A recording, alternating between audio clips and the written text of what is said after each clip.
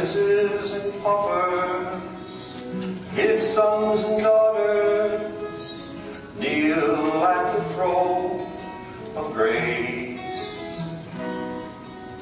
Loser and winner, his saints and sinners, one day will all see his face. And we all bow down. Kings will surrender their crowns and worship Jesus, for he is the love, unfailing love. He is the love of God.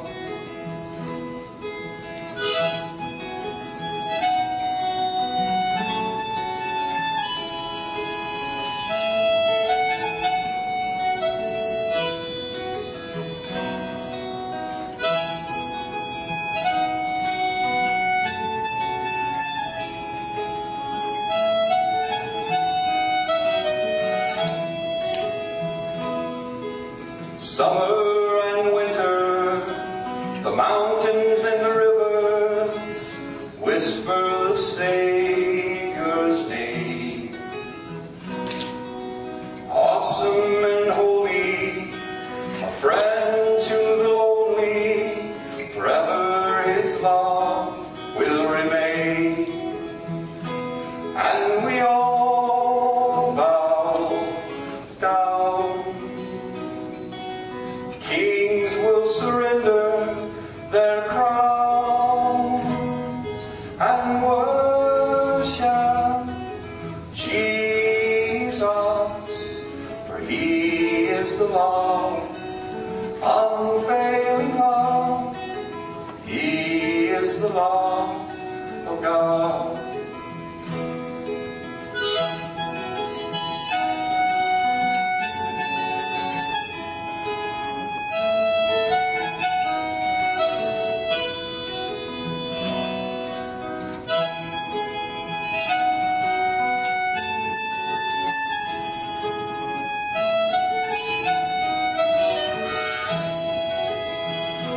And we all bow down. Kings will surrender their crowns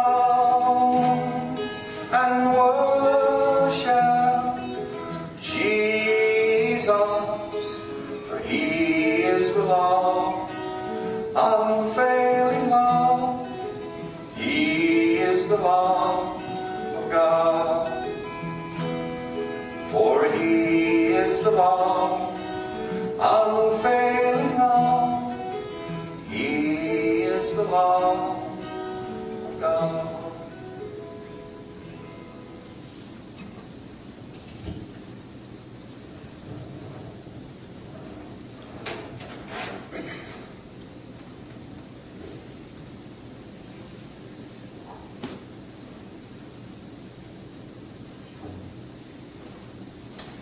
Well, glory.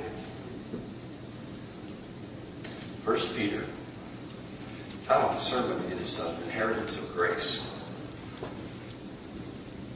Dare I say to you that when I have a little more money in the bank than I normally do, I'm usually a little less pressured. I don't know how you feel about that. I have a tendency to be a little more comfortable when I have money in the bank than when things are tight, the natural. Anybody identify with that? I mean, it's just kind of parcel of this life we live. Sometimes finances really come to bear on things, don't they? The natural. We struggle sometimes financially. I know I have in times past, but we're going to begin a series of messages through 1 Peter and 2 Peter, where we talk about our spiritual inheritance, something that's incorruptible and perishable. Jesus admonished us to lay up treasure in heaven where moth and rust and thieves are unable to break in and defile it or steal it or some way negatively affect it. We have a spiritual inheritance, don't we? It's interesting in this letter.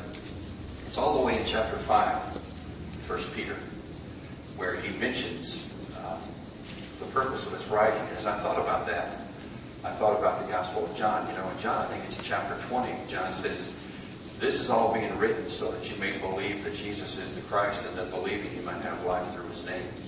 Well, Peter writes in chapter 5 of this first letter to the church, and he says, "I want you to know that what I'm writing about is the true grace of God.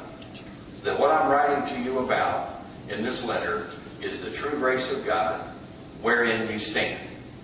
That you stand in this grace." And this is what I'm telling you about. Who would have thought when I first began studying this letter that this would be a letter of grace? But of course, that's the way God's Word is.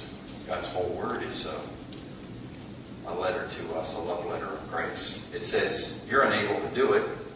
I'm the only one that can. And it's because of my grace that I am able to accomplish what needs to be accomplished in your life. So we have, beloved, an inheritance of grace.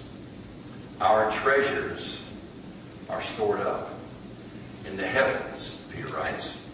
That dwelling place, the abode of God, that place where God lives. And they are there for the purpose of being under the safekeeping of God. So spiritual inheritance. You know, it's good to leave your family, if you're able to do that, an inheritance in the natural, right? It always helps families to get a springboard, to get established, you know, to leave a natural inheritance if God blesses you in that way for you to be able to do that. But more important is that we purpose by God's grace to leave our families a spiritual inheritance. That is the inheritance that's eternal and valuable. That you instill, to the best of your ability, the values of the kingdom of God. That you communicate by your life and by your words, by your actions. You communicate to your loved ones the importance of building upon a foundation that is eternal and real, a spiritual heritage. So it's much more valuable to our families, to those around us, to leave behind a spiritual heritage than it is to leave behind a heritage in the natural. Though money helps. I mean, if I had my choices of being rich or not having any money, I know they that would be rich fall into diverse temptations, but I'd like to give it a try. I mean, I would like to be able to have money in order to invest more and more in the kingdom of God. How about you? Amen? Nothing wrong with money. It's not money that's the root of all evil. It's the love of money that's the root of all evil. We were talking this morning about technology. It's not technology that's evil. Technology is not the Antichrist. It's what we do with it, right? It's what we do with technology. We can use it for the good or we can use it for the bad. Same with money. You can use it to invest in the kingdom.